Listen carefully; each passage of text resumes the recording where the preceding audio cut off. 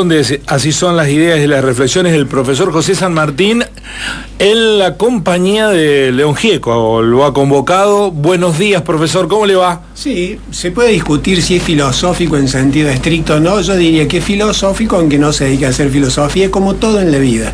Todo tiene un trasfondo filosófico. Puede parecer medio incongruente que si vamos a hablar de las vacaciones en tiempo de crisis, digamos una reflexión sobre lo sublime del lugar donde estoy, que es todo lo contrario de irse de vacaciones, de salir de vacaciones. Pero también hay vacaciones para quien se quede en el lugar donde está. Así que la reflexión va encaminada hacia lo sublime del lugar donde estoy. Bueno, es decir que hay una filosofía de las vacaciones también. Bueno, ¿hay una filosofía de todo? Bueno, con mucha modestia yo diría que es una que me acabo de inventar yo al propósito expreso de hablar de eso en este programa.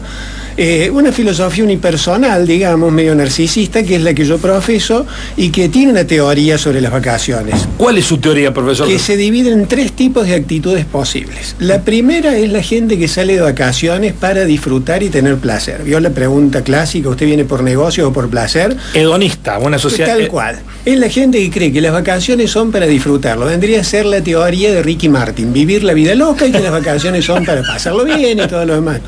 La segunda manera de enfocarlo es la de Nelson Castro, que habla de bella tarde y todo lo demás. Entonces es la gente que no busca la vida loca, es gente que tiene otro propósito, encontrar la belleza, que se extasia ante un atardecer en un paisaje, en un lugar de vacaciones, y saca una foto y atesora esa experiencia del momento de la belleza. No vamos a hablar de ninguna de estas dos porque son poca cosa para nosotros el filósofo. Bueno, para la primera conozco casos que mucha gente que dice: yo para irme a un lugar donde estoy peor que en mi propia casa, me quedo en mi casa. Claro, es gente que ha hecho la experiencia, que disfruta cuando las vacaciones implican ir a un lugar mejor que su propia casa. Sí. No sé, mejor en qué sentido, mejor en el confort, mejor en la ubicación, una vista frente al mar o frente a la montaña. Podríamos decirlo en las oportunidades vivenciales también que nos ofrece el salir de vacaciones contra el quedarnos en nuestra propia casa. Si es mucho más caro y la comida no es tan rica, por ejemplo, uno tiene la mala suerte de tener un cónyuge que cocina muy bien. Sí. Termina yendo a un restaurante que ni conoce con un chef que no es de primera categoría y le da una comida que es muy inferior a la que comía en su propia casa, pagándola mucho más caro. Entonces la experiencia que hace no es justamente de que vivir la vida loca sea tan placentera.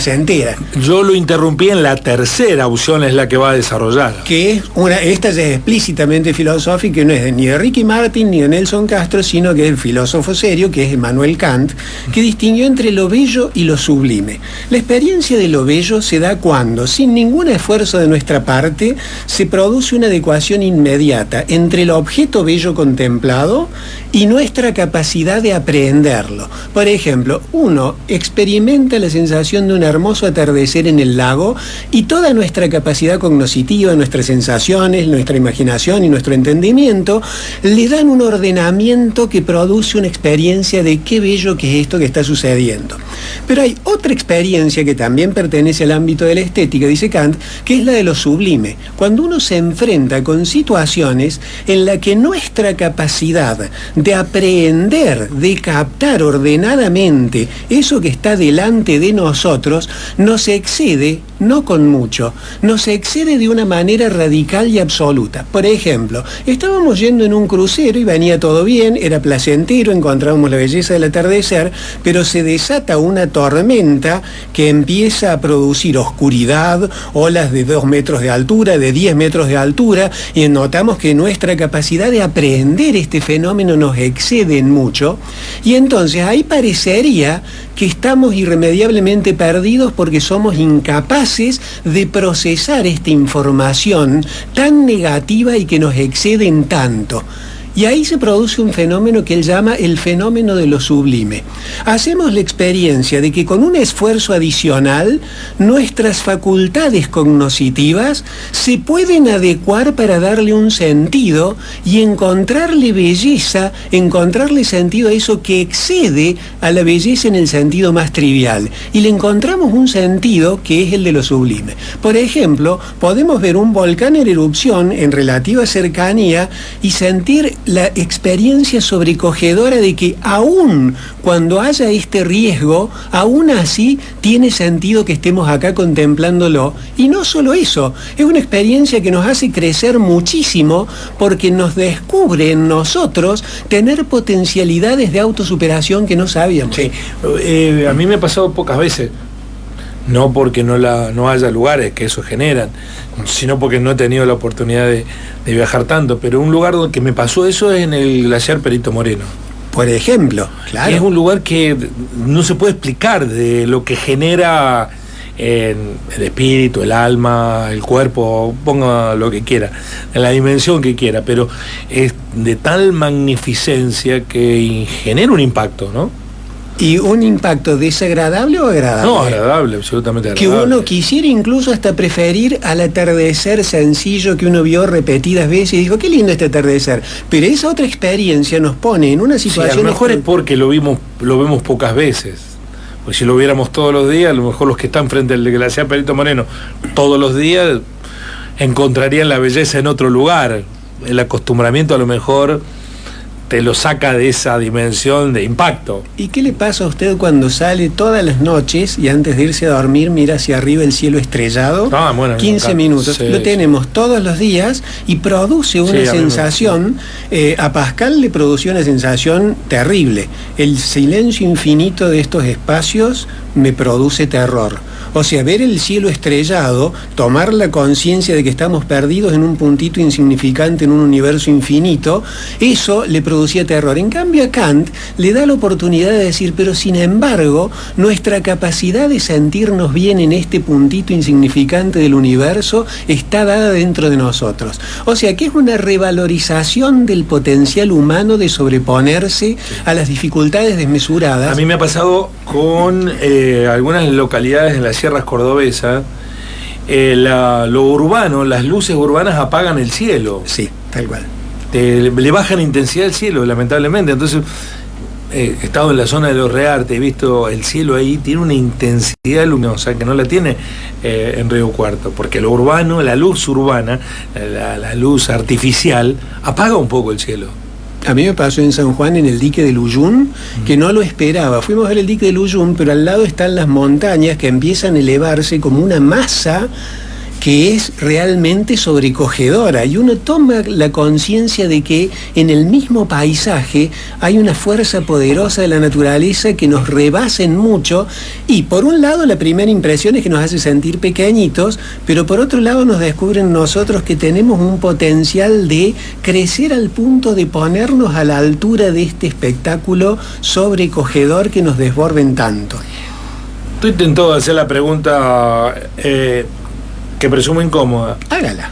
Porque hay como una idea que uno puede estar de vacaciones sin irse a determinado lugar.